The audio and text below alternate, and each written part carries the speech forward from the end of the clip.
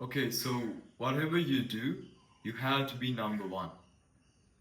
So last month I was the number two rep in my company. I work in high ticket sales, and I made $2,000 just last month of pure commissions.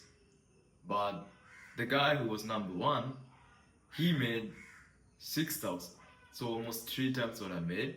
And the guy who was number three made like 1.5k, and the number four one made 1k, and the fifth guy made like $500.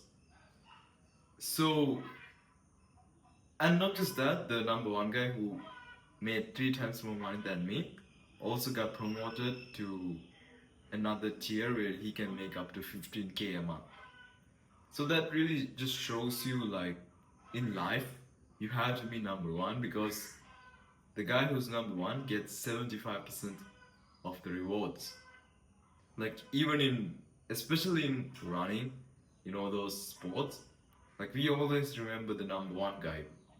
Everyone knows about Usain Bolt, but I don't think that many people remembers the number two guy, who's only just a couple of milliseconds slower than him, by the way. But nobody remembers it, right?